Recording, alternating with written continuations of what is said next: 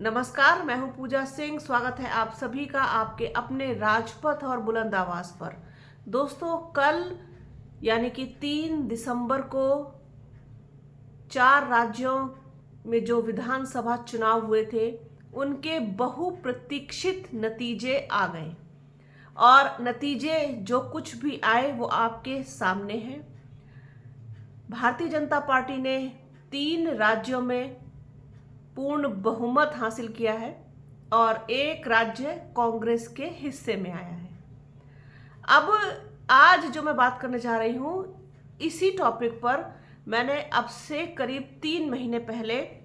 राजपथ पर भी और बुलंद आवाज पर भी दोनों पर ही एक वीडियो डाला था, एक वीडियो किया था इस टॉपिक पर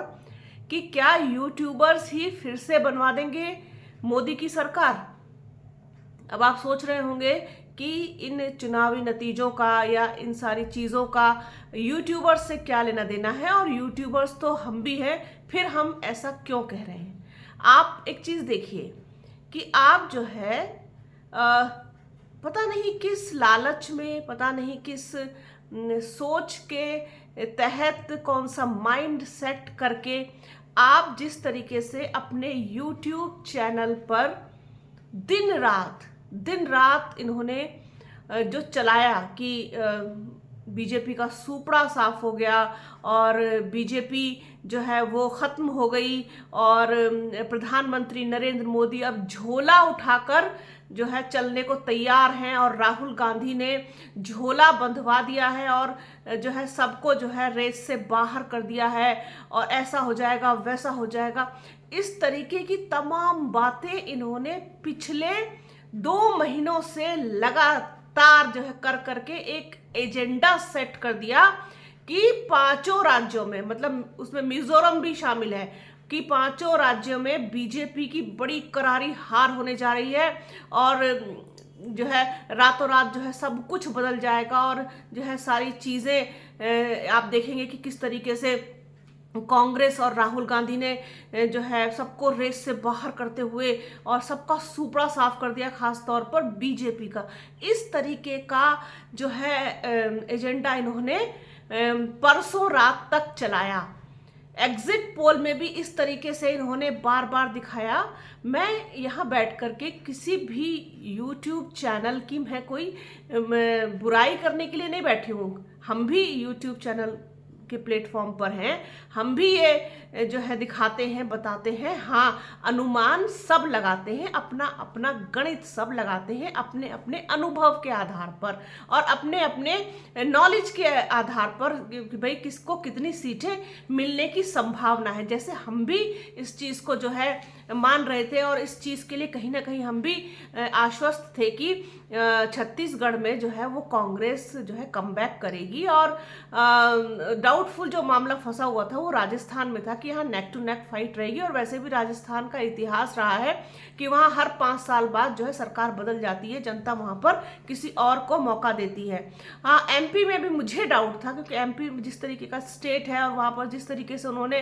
काम किया और जिस तरीके से उन्होंने सारी चीज़ों को जो है वो क्रियान्वित किया बिल्कुल एंड टाइम पर, तो वो कहीं ना कहीं डाउटफुल मामला मुझे लग रहा था। लेकिन छत्तीसगढ़ के लिए और तेलंगाना के लिए तो हम भी आश्वस्त थे, लेकिन हमने कभी इतने जोर शोर से चिल्ला करके और तमाम पैनलिस्ट को बिठा करके और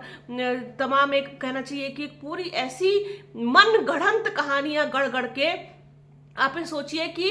अगर आपको किसी की भक्ति करनी है तो फिर आप निष्पक्ष पत्रकारिता कहाँ कर सकते हैं। आप ये बताइए, आप गोदी मीडिया को जी भर के कोसते हैं, गोदी एंकर्स को आप जी भर के जो है भला बुरा कहते हैं, उनको अपशब्द कहते हैं, तमाम चीज़ें, तो फिर आप में और उनमें क्या अंतर है। वो जो है प्रधानमंत्री नरेंद्र मोदी एंड भारतीय जनता पार्टी उनकी भक्ति करते हैं, उनका गुणगान करते हैं, और आपने क्या किया है, आपने उनके खिलाफ जो है एक नैरेटिव चला करके, निगेटिविटी चला करके, निगेटिव बातों को जो है दिन रात बोल बोल के पता नहीं किस लिए, शायद अपने व्यूज बढ़ाने के लिए, अपने सब्सक्राइबर्स बढ़ाने के लिए और अपनी पॉपुलैरिटी को बढ़ाने के लिए कि हाँ देखो हम किस तरीके से प्रधानमंत्री नरेंद्र मोदी और भारतीय जनता पार्टी के खिलाफ जो एक मुहिम चला करके हम जो है किस तरीके से हम सच्चाई दिखा रहे हैं और सच्चाई को दिखाने का प्रयास कर रहे हैं, और हमसे बेहतर जो है वो किसी के पास ना तो एग्जिट पोल है, क्योंकि हम ग्राउंड रूट पर घूमे हैं, ग्राउंड लेवल पर गए हैं, वहां जाकर हमने लोगों से बात की है और लोगों के इंटरव्यूज किए हैं और पब्लिक ओपिनियंस किए हैं, 1-to-1 किए हैं, तमाम चीजें की हैं, लेकिन इन सब चीजों से कुछ भी हासिल नहीं हो सकता। आप किस तरीके से, आप जो है किस विश्वास के साथ, आप किस बलबूते पर कह सकते थे इस चीजों को कि बीजेपी का सुपड़ा साफ हो गया है और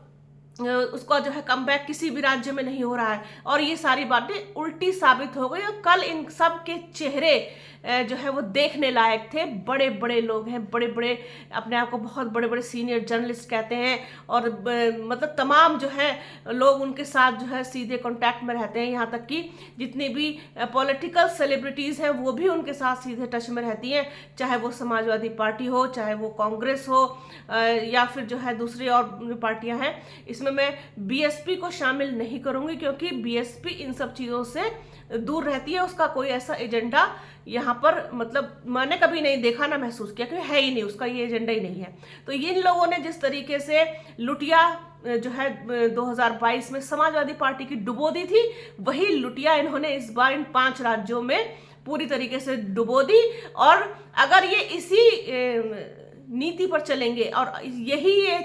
चीज को फॉलो करते हुए आगे बढ़ेंगे, तो आप ये देखिएगा कि निश्चित तौर पर 2024 में भी ये एक बार फिर से पूरे जोर शोर के साथ जो है, जिस तरीके से प्रधानमंत्री नरेंद्र मोदी और भारतीय जनता पार्टी का झोला उठा करके जो है उनको भगाने का जो एक प्रोग्राम है वो चलाएंगे, तो उसके तहत क्या होता है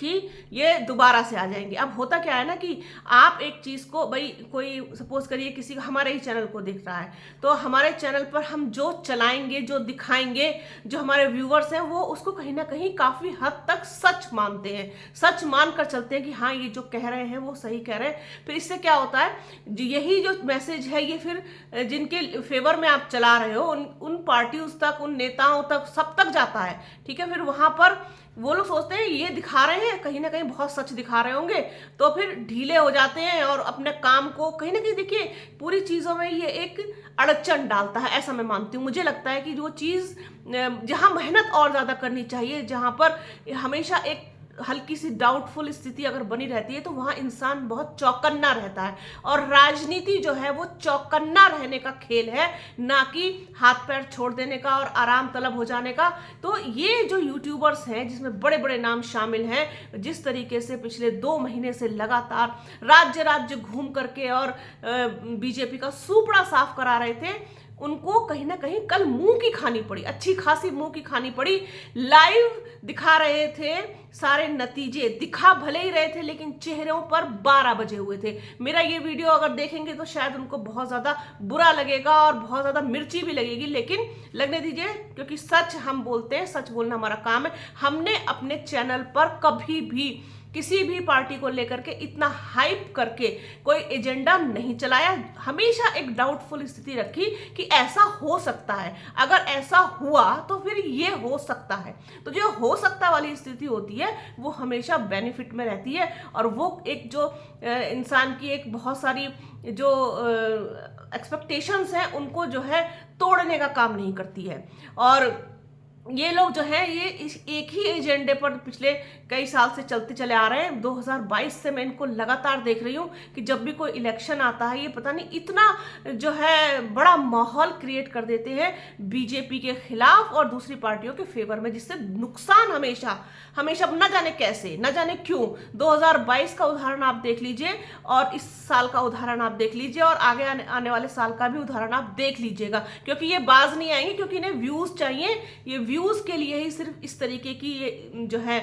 रिपोर्टिंग करते हैं और इस तरीके की ये वीडियो चलाते हैं, मुझे ऐसा लगता है। अगर वास्तव में इनकी बातों में थोड़ी भी सच्चाई होती तो ये बैलेंस रिपोर्टिंग करके दिखाते कि अगर 10 लोगों से आप बात कर रहे हो तो 10 लोगों में अगर 4 लोग बीजेपी के अगेंस्ट बोल रहे हैं और 6 फेवर में बोल रहे हैं, तो कहीं ना कहीं इस बात को मान के चलिए कि माहौल अभी भी बीजेपी के या किसी भी पार्टी के फेवर में है, क्योंकि 50-50 भी मामला नहीं हो रहा है। ये लोग क्या करते हैं कि 10 लोगों से बात की और अगर 4 ने किसी ने अगेंस्ट बोला और 6 ने फेवर में बोला तो फेवर वाला काट देंगे, जो अगेंस्ट वाला उसी में ही जोड़ते जोड़ते चले जाते हैं। पूरा वीडियो ये लोग पेश कर देते हैं अपने व्यूअर्स के सामने। तो ये है इन लोगों की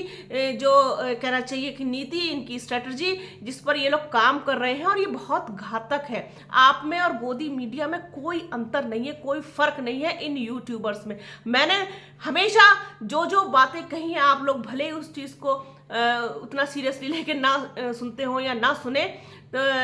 लेकिन मैंने 3 महीने पहले ही कहा था कि ये यूट्यूबर जो है ये बेड़ा गर्क कर देंगे। जो है एक बार फिर से जिस तरीके से समाजवादी पार्टी में का जो कर दिया, उनकी अखिलेश आ रहे हैं, अखिलेश की सरकार बन रही है और 2022 में सब बदल जाएगा और योगी का बिस्तरा बंध जाएगा और वो मठ में चले जाएंगे। इस तरीके का इन्होंने पूरा एक माहौल क्रिएट किया था। वही सेम चीज इन्होंने इस बार की। इस बार तो प्रधानमंत्री नरेंद्र मोदी का झोला इन्होंने पैक करवा दिया था बुरी तरीके से। और हुआ क्या,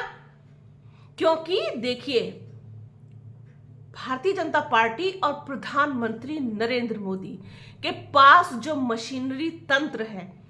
क्योंकि मैं हमेशा, आप लोगों ने अगर मेरे वीडियो सुने हो, जिन लोगों ने भी मुझे सुना होगा कभी भी, वो इस बात को जरूर याद रखेंगे कि मैंने हमेशा कहा है कि भारतीय जनता पार्टी ने राजनीति की दशा और दिशा दोनों बदल दी है। अब उस परिपाटी पर दूसरों को चलना होगा और उनके सामने सेम वॉल खड़ी करनी होगी, तब जाकर के आप उनका मुकाबला कर सकते हैं और आपको उनसे अलग हट करके कुछ दिखाना होगा। हालांकि एक बहुत ब्रॉड टॉपिक है, इस पर मैं जल्द ही या तो आज या फिर कल दूसरा वीडियो लेकर के आऊंगी कि आखिरकार कांग्रेस की इतनी बुरी हालत क्यों हुई। लेकिन अगर आप जो है